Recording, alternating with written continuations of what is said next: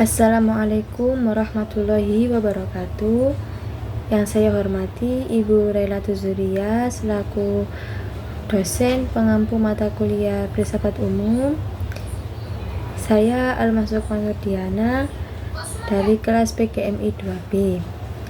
Di sini saya akan menjawab pertanyaan-pertanyaan UAS yang telah diberikan Bu Laila.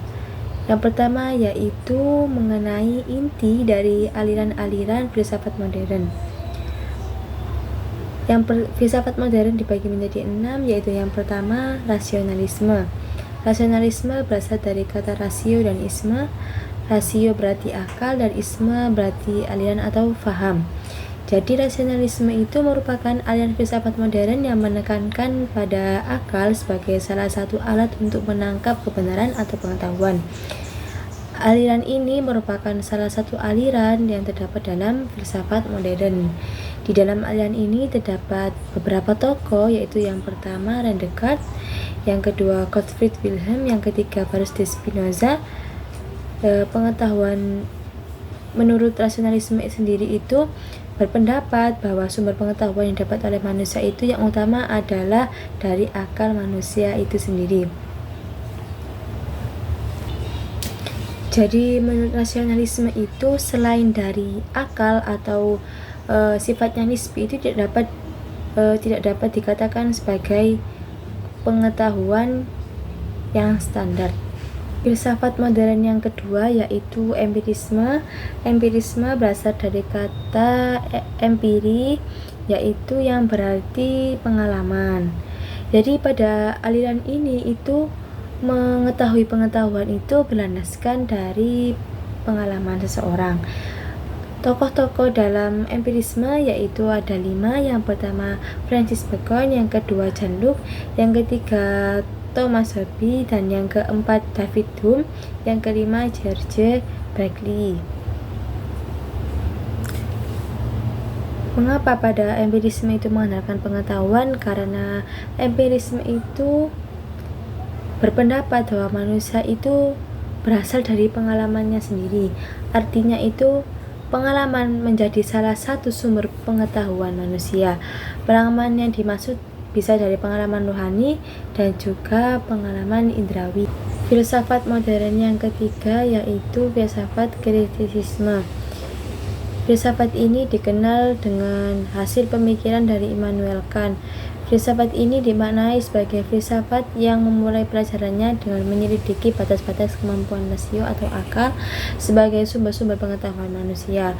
Pemikiran ini tentu sangat berbeda dengan pemikiran para filsuf sebelumnya yang bisa diterima begitu saja pada kemampuan rasio dan akal tanpa proses penyelidikan terlebih dahulu. Oleh karena itu, kritisisme itu sangat berbeda dengan corak filsafat sebelumnya yang mempercayai kemampuan rasio secara mutlak.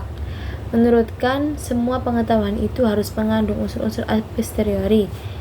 Kita bisa melihat bagaimana pengaruh empirisismenya dan pemikirannya. Tetapi Immanuel Kant juga percaya bahwa tidak semua pengetahuan itu a priori salah. Isi utama dari kritisisme adalah gagasan Immanuel Kant tentang teori pengetahuan etika dan estetika.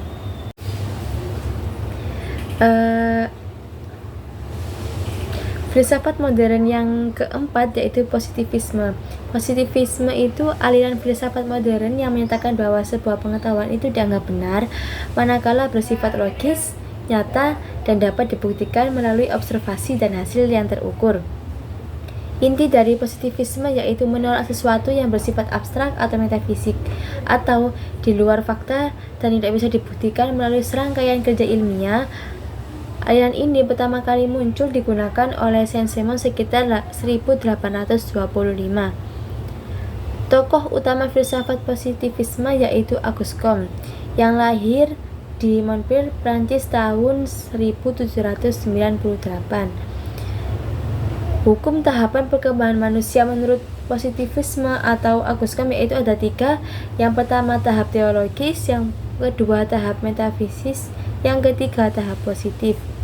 Filsafat modern yang kelima yaitu eksistensialisme. Eksistensialisme itu berarti aliran filsafat yang memandang manusia itu sebagai suatu makhluk yang harus aktif atau eksis dengan sesuatu yang ada di kelilingnya, serta mampu mengkaji cara kerja manusia ketika berada di dalam dunia dengan kesadarannya. Tokoh dari eksistensialisme yaitu Jean Paul atau filsuf dari Paris. Filsafat modern yang terakhir yaitu pragmatisme. Pragmatisme berasal dari kata pragma yang berarti praktek dan isme yang berarti aliran. Jadi pragmatisme itu aliran filsafat modern yang menyatakan bahwa bagaimana cara mengetahui pengetahuan itu berdasarkan praktek dan dapat memberi manfaat. Sedangkan kebenaran pragmatisme bersifat subjektif karena bergantung pada hasil praktek dan kebermanfaatan yang diperoleh oleh masing-masing orang. Karena bisa jadi orang yang selalu merasakan manfaatnya, tetapi belum tentu juga orang lain merasakan manfaatnya juga. Tokoh dalam aliran ini yaitu ada 3. Yang pertama Carl Sanders Peirce, yang kedua William James, dan yang ketiga John Dewey. Selanjutnya saya akan menjawab pertanyaan yang nomor 2. Menurut saya itu penting untuk memahami bahwa epistemologi Barat dan Islam itu memiliki perbedaan konseptual yang mendasar. Epistemologi Barat itu berfokus pada pemahaman tentang alam semesta secara logis dan empiris, sedangkan dalam pandangan Islam, pengetahuan itu berasal dari sumber utama yaitu wahyu dan akal.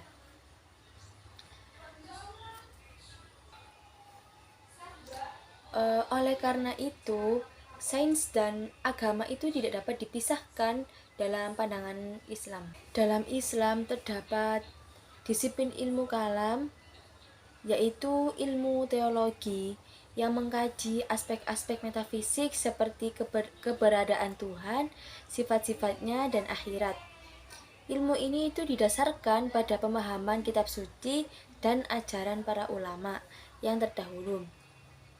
Dalam ilmu kalam terdapat beberapa metode pembuktian keberadaan Tuhan yang dapat digunakan untuk memahami aspek-aspek metafisik.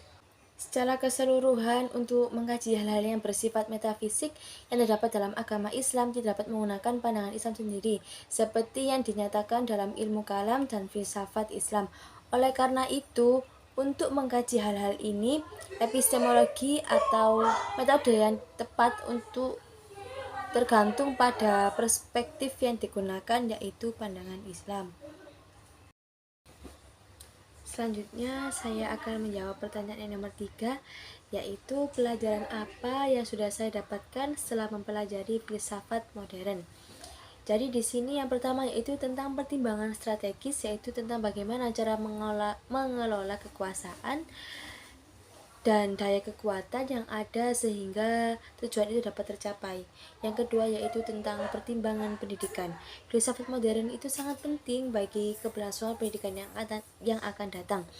Pendidikan itu sarana untuk membantu peserta didik mengembangkan mengembangkan pandangan hidup, sikap hidup, dan keterampilan hidup, dan tidak lepas dari penguasaan pengetahuan. Dari dua alasan yang sudah saya paparkan di atas, bisa disimpulkan bahwa filsafat modern itu menunjukkan bahwa perlu diterapkan dalam kehidupan nyata.